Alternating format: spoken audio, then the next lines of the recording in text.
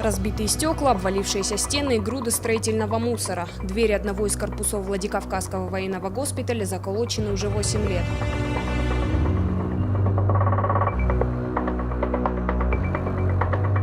Внимание на историческое здание обратили только в прошлом году. Во дворе бывшего госпиталя археологи обнаружили фундамент церковного алтаря. Тогда было принято решение передать его в собственность Владикавказской епархии. Храм, построенный еще в XIX веке, после революции был преобразован в военный госпиталь. И вот, 100 лет спустя, даже в таком аварийном состоянии, он возвращается во владение церкви. Владимирскую церковь во Владикавказе построили более 2 веков назад. При советской власти храм закрыли.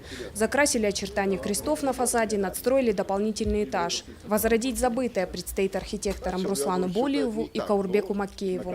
По старым фотографиям специалисты намерены реконструировать колокольню и стены, выложенные кирпичом до революционного производства. Здесь многие элементы утрачены, они были в разное время демонтированы. И все, что мы здесь будем делать, это будет сделано таким образом, чтобы мы до мельчайших подробностей восстановили историческую правду.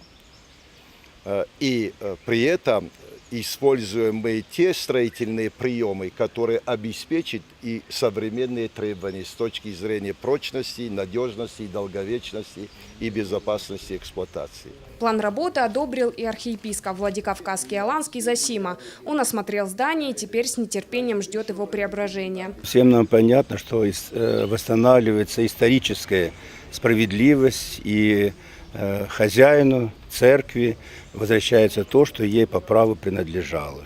И мы здесь с архитекторами, здесь путешествуя по этому зданию, мы прекрасно видим, что это глубоко церковное строение и предназначено для церкви. Уже через 2 месяца рабочие приступят к реставрации. Спустя 200 лет город вновь обретет один из самых живописных архитектурных памятников – Владимирскую церковь. Тамила Хамицаева, Евгений Маркин, Осетия ТВ.